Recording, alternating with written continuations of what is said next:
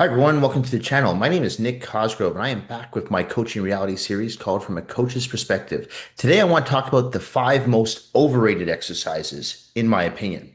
Now, a few weeks ago I posted a coaching reality episode talking about my five most underrated exercises. And I talked about exercises that I feel don't get enough love and that they work not just one, two, or three, but they work multiple muscle groups in one and they give you more bang for your buck. But today I want to talk about the exercises that I feel are the most overrated exercises. The exercises that people put a lot of emphasis on, especially social media influencers, fitness influencers, and they think it's the be all end all. And again, this is just my opinion. I know some of these exercises are going to probably piss people off because they'll say, of course you need to do these exercises. However, again, remember, this is just my opinion. So 20 plus years of working in this industry, there are some exercises that I feel are great. There's some exercises that I feel are mediocre. And there's some exercises that I personally wouldn't do because the risk to benefit ratio does makes zero sense to me.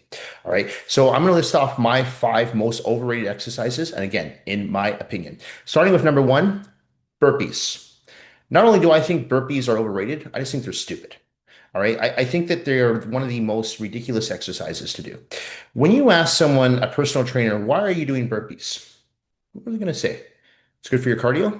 Go do cardio. Go get on a treadmill. Go do an elliptical trainer. Go get on a bike.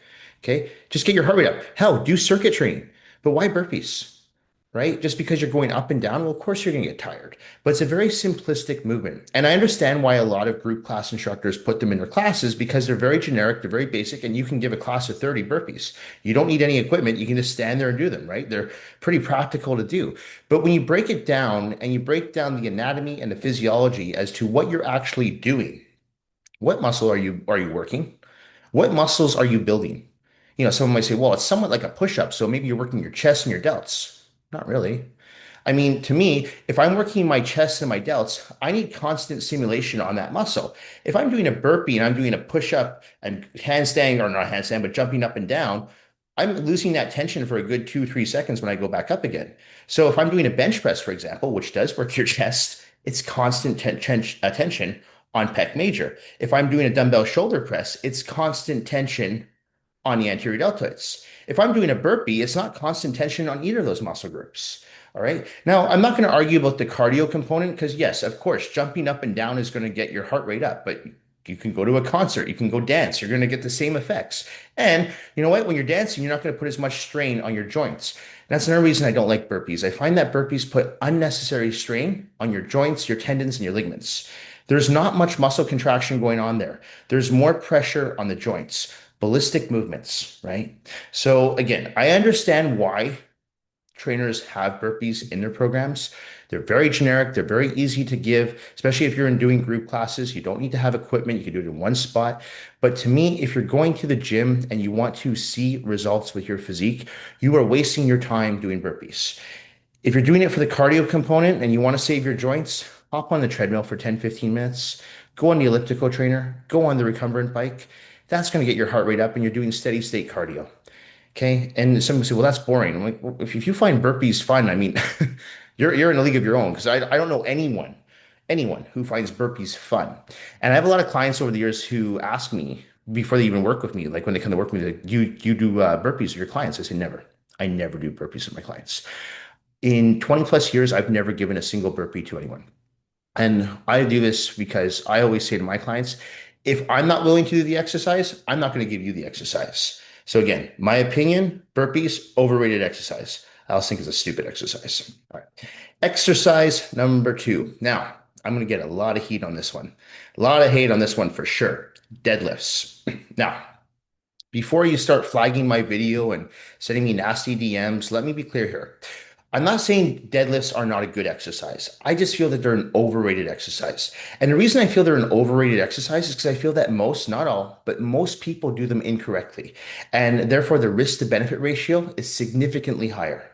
When I go to commercial gyms, not that I really go to commercial gyms anymore, but in the past, when I would train at different commercial gyms, 9 times out of 10, when I would see people doing deadlifts, they were doing them incorrectly.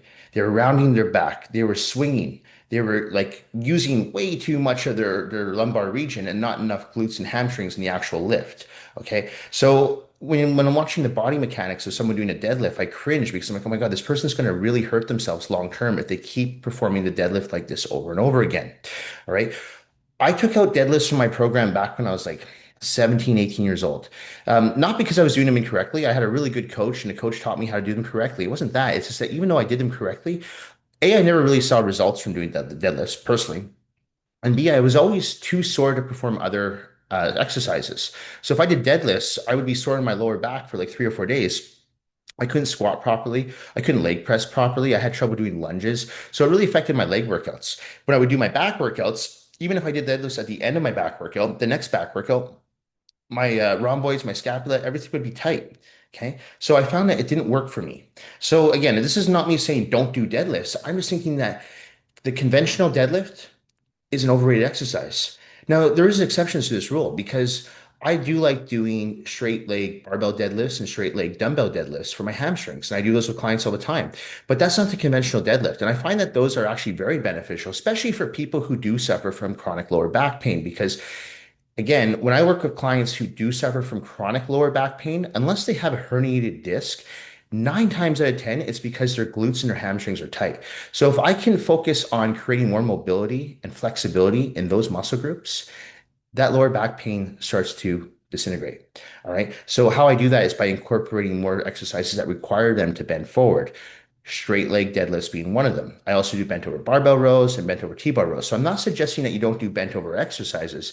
I'm just saying that I feel that deadlifts are overrated.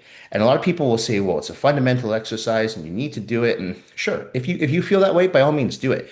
But I'm telling you, in my 20 plus years of working with the general population, it's not an exercise that I feel is necessary. It's an exercise that I feel the risk to benefit ratio doesn't make sense. It's an exercise that I feel most people do incorrectly, especially if they don't have a coach or second set of eyes correcting them, correcting their form, perfecting their technique.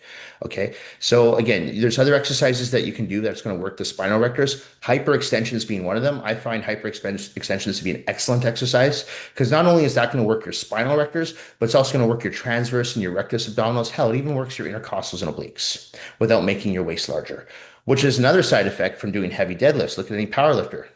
Powerlifters have wide waists. A lot of that's due to doing heavy lifting. Yes, sometimes heavy squats, but a lot of heavy deadlifts. Okay, it's going to cause the waist to go wider, not fatter, just wider because the muscles are going to enlarge. All right.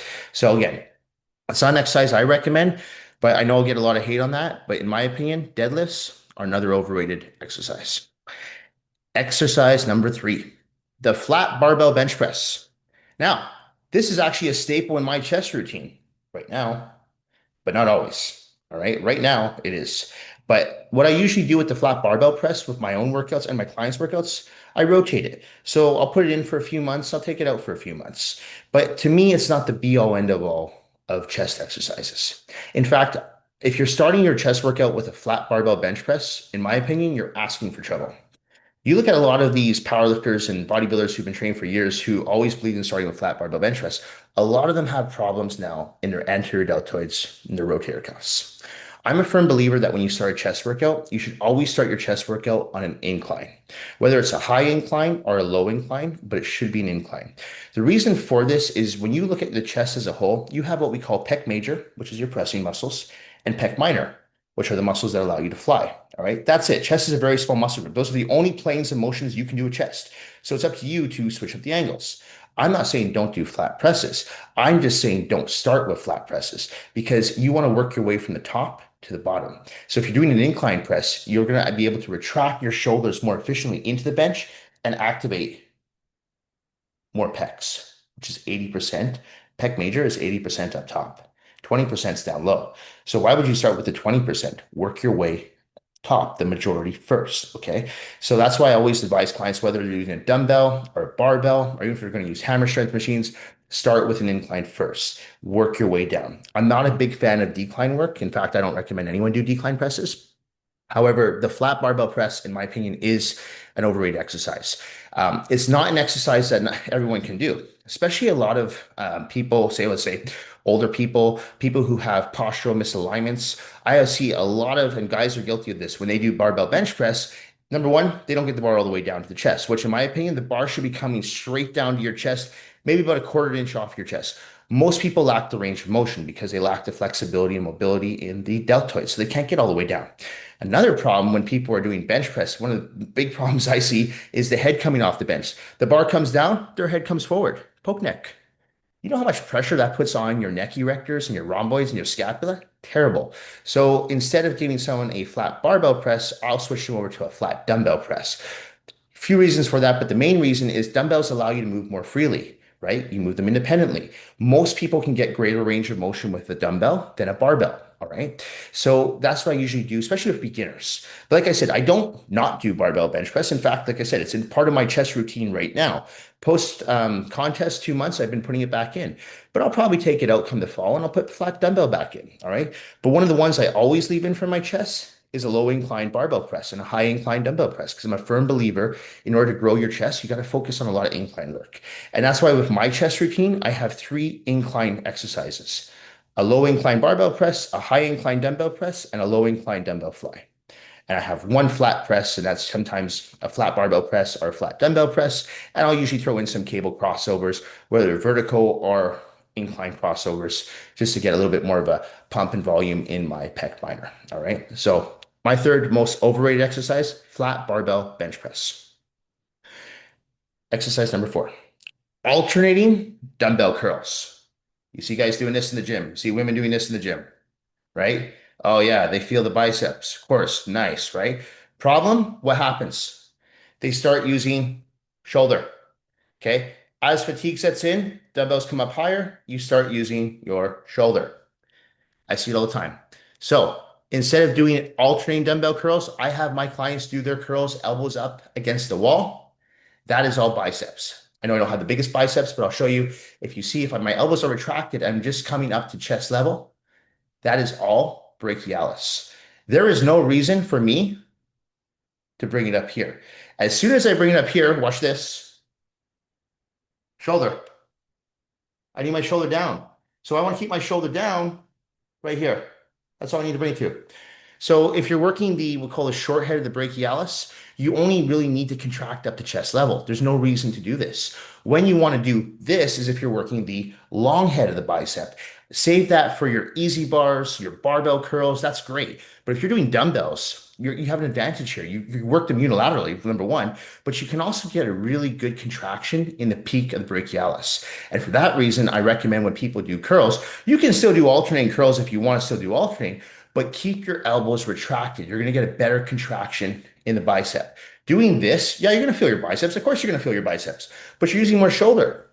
So no, why not feel all bicep? Keep your elbows back. You can go lighter even, and you'll actually keep the tension on the muscles and not the joints. Okay. So when I see people in the gym doing standing, alternating dumbbell curls, again, as fatigue sets in, I see momentum. I see ballistic repetitions. I see constant swinging, and I don't see contraction of the proper muscle belly. I see the shoulder being used. I see the rhomboids being used. I see the trapezius being used, and I see a little bit of the brachialis being used. But as soon as I correct someone's form, my own correct client's form, I don't offer unsolicited advice. So I don't go correcting other people's forms. But as soon as I correct my client's forms, retract your elbow down, full extension, all the way up. They feel it way more in their bicep. Okay. And also they can lift half the weight and get double the results. Okay. So they're not going to injure themselves. So again, you want to train intelligently. You want to approach your workouts methodically. In my opinion, standing alternating dumbbell curls, overrated exercise. One that I haven't done in well over a decade. And I still have pretty decent arms. All right. And the last exercise, in my opinion, the most overrated exercise of the top 5, push-ups. Push-ups, in my opinion, I'm talking regular push-ups, old school push-ups, army push-ups, the push-ups you would do in high school, on the floor, chest to the ground, butt parallel to the upper back. To me, terrible exercise. One of the worst exercises you could possibly do. I feel that push-ups are a reason why a lot of people suffer from rotator cuff issues, golfer's elbow, tennis elbow, okay? Because a lot of these people had to do push-ups when they were in high school. A lot of these people still do push-ups to this day because, again, it's a conventional, it's an easy exercise to do. You can do it in your home, right? You can do it in your home gym. You don't have to go to a commercial gym. You don't have to go see a trainer. Anyone can do a push-up. Well, not anyone can do a push-up, but I mean, it's pretty simplistic, right? Problem with push-ups, though, the plane and the range of motion with the angle. If you watch someone do a push-up and you understand anatomy and physiology, you see more joint activation than actual muscle activation. You do. So, you sometimes you look at, there's some guys, like I remember when I was in high school, they're really skinny guys like myself. I could easily knock out 100 push-ups and I wouldn't even be tired. It'd be so easy for me. But the bigger I got, it was harder for me. Now, even to do 10 push-ups is a challenge for me because I'm pushing a lot more muscle. The more muscle I'm pushing is putting strain on that joint. In this case, it'd be the anterior deltoid, the rotator cuff area. Okay. So I want to activate pec major. Why the hell would I do a push-up on the floor to do that? But here's the thing. I still give people push-ups. But if you've worked with me, you already know this. Or if you work with me online or in house, I never give anyone push-ups on the floor ever. I always give people push-ups on a bench. So I have the person's feet on the floor and I have them their hands on the bench. So they're kind of like this and they're pushing up like this. The reason I do that, that's more activation on pec major, pec minor, and less activation on the delts. All right. One more thing I'll add to that is when I give people push-ups in a chest workout, which is not every chest workout, but when I do and it's on a bench, it's always towards the end of the workout, not at the beginning. Because at that point, the joints are more warmed up. There's more synovial fluid flowing through the joints. If I was doing a chest workout with them, all those dumbbell presses, dumbbell flies, barbell presses, that'll help, right? It created more mobility and more flexibility throughout the joints. So now they're more loose. And again, I'm keeping the pressure on the chest by doing it on a bench versus doing it parallel to the floor. All right. So again, I might get some hate on that one too, because I know a lot of people love their push-ups, especially the old school guys. But I'm telling you right now, if you look at basic anatomy and physiology and you understand angles and you look at the biomechanics behind the movements, you will see that when you're doing a push-up on the floor, you're activating more joint than more muscle, period. Okay, you want to argue with me on that? You want to debate me on that? I'm happy to have you come on the channel and I'll debate with you all day on any of these exercises. Like I said, this is just my opinion. Okay, so I mean, you're welcome to your own opinion, but I'm just basing this off 20 plus years of working in the industry, working with the general population, trying these movements myself, doing them with clients, and understanding that they don't work well. The biomechanics just don't make sense, except for burpees, because I don't do burpees and I don't make clients do burpees. But all these other exercises I've done myself, I've given the clients myself over the years. I'm like, it just doesn't make sense. And the more well-versed you become with anatomy and physiology, you see this. All right. So again, just because someone has a great physique and they do all these exercises, that doesn't necessarily mean that those exercises are going to work for you. And just because I'm telling you that I don't recommend doing these exercises, if you find like, hey, you know what, they work really well for me, then say, screw off, Nick. I love these exercises. I think burpees are great. Deadlifts are fun. Barbell bench press at the beginning of my workout works wonders. Great, do it. Okay. But I'm just telling you from my experience, it doesn't turn out well for most people long term by incorporating these exercises into your routine on a weekly basis. Anyway, that's it for this episode of Coaching Reality. This episode will be coming out on Wednesday, June the 10th.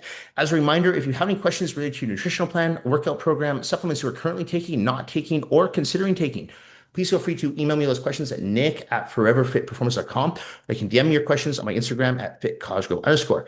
Don't forget to check out this week's No Filter Q&A. It just dropped this past Monday on the YouTube channel. And please like and subscribe to my YouTube channel. I truly do appreciate all the support and all the feedback that I receive from each and every single one of you. Thank you all again, and I will see you all next week. Bye for now.